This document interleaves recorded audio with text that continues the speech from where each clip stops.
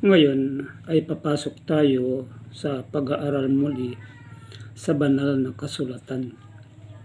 At ang pag-aaralan natin ngayon ay napakahalaga dahil ang mga teksto na pag-aaralan natin ngayon ay pakikilala niya kung sino talaga ang mga tao ng Panginoon, kung sino talaga ang kaniyang iglesia. Ano ang katibayan ng kaniyang iglesia?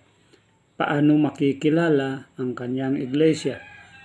At ang mga teksto na ating pag-aaralan ngayon, sila mismo ang magpapakilala sa atin kung sino talaga ang iglesia ng ating Panginoong Diyos. Ang pag-aaralan natin ngayon ay iugnay natin sa libro ng Apokalipsis. Papasok tayo sa 2 kapitulo ng Apokalipsis. Mag-uumpisa tayo sa Apokalipsis, kapitulo 12, mula dito sa versikulo 17. Ganito ang kanyang sinabi. Nagalit ang dragon sa babae. Lumabas itong dragon.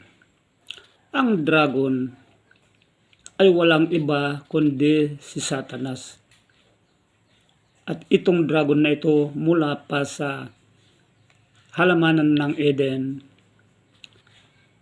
nag-umpisa.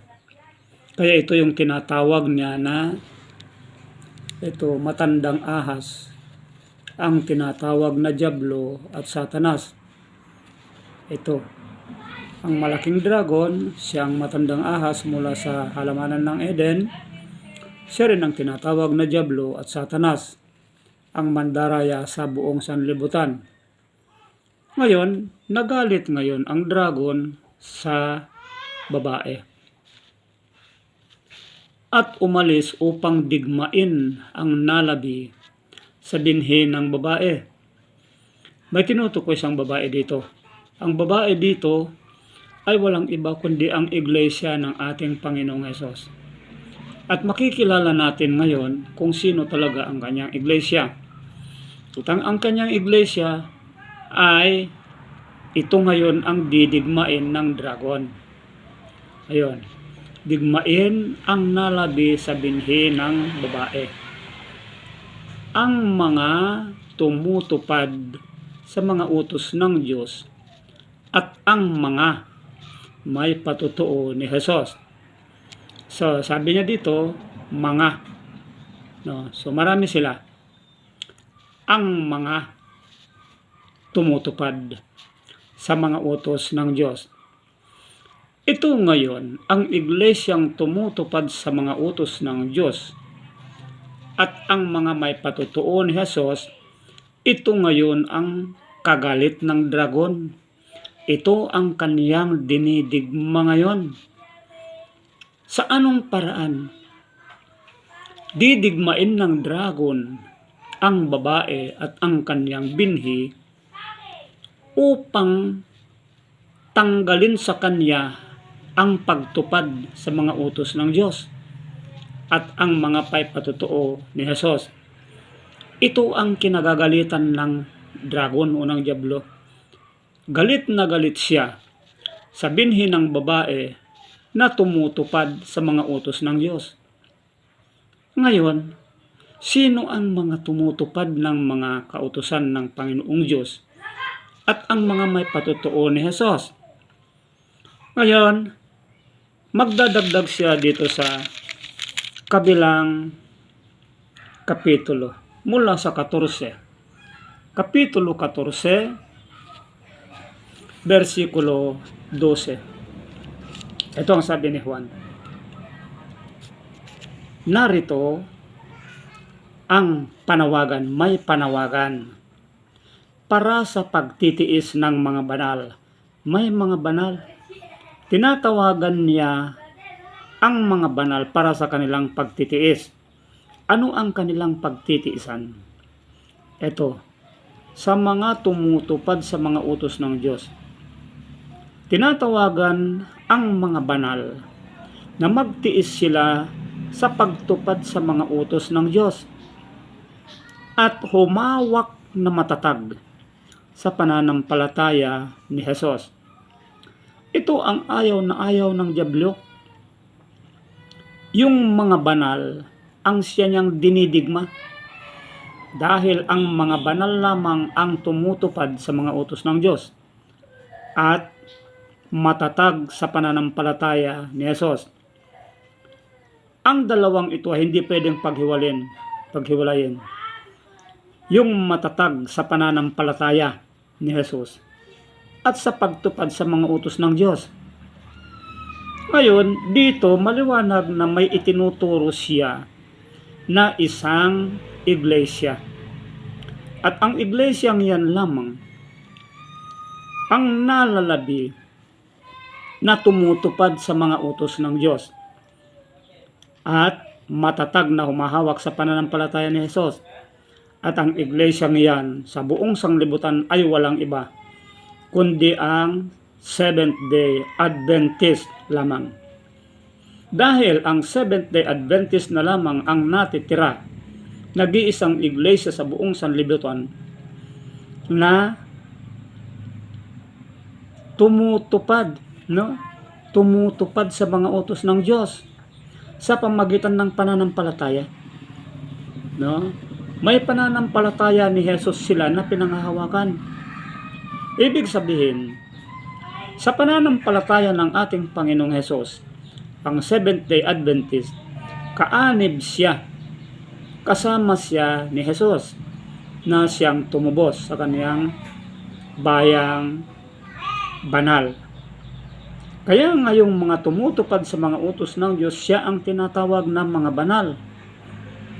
At walang ibang ililigtas ng Panginoon kundi ang mga banal.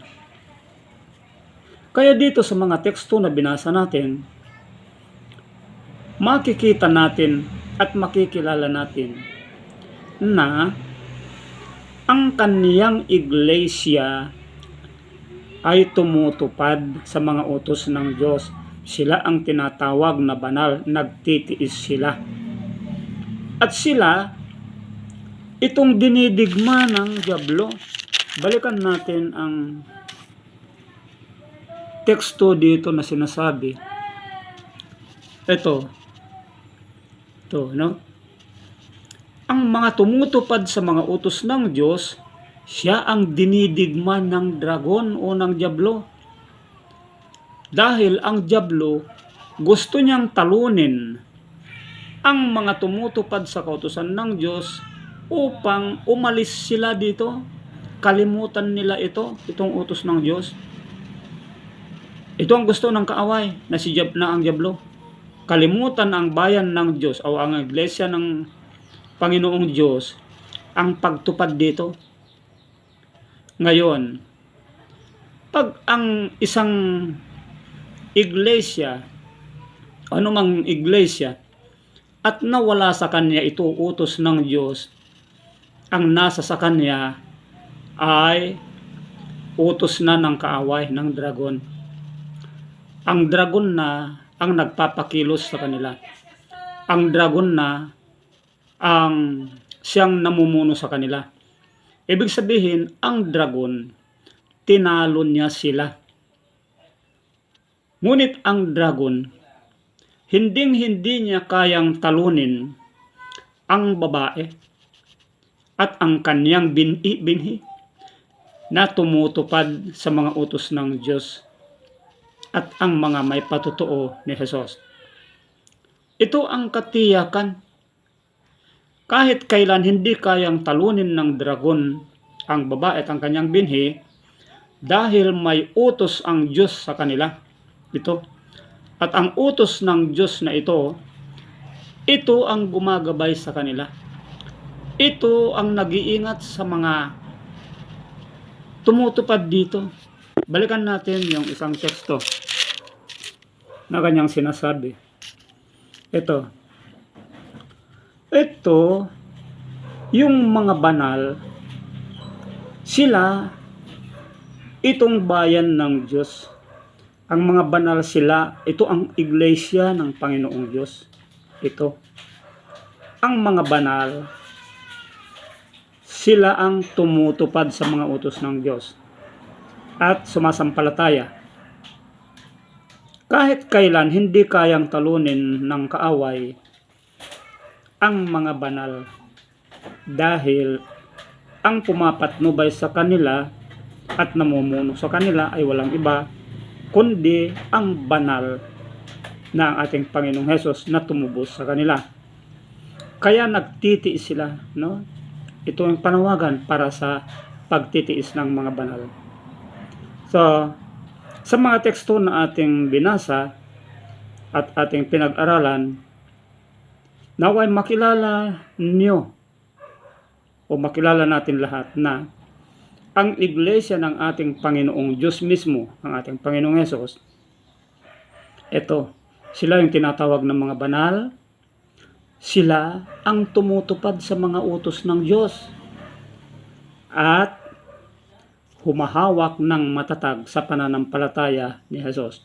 Madaling unawain. Napakadali.